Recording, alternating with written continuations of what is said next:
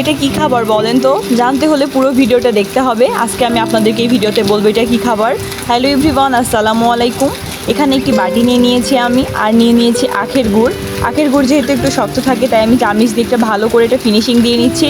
তারপরে নিয়ে নিয়েছি এখানে হচ্ছে ছাতু।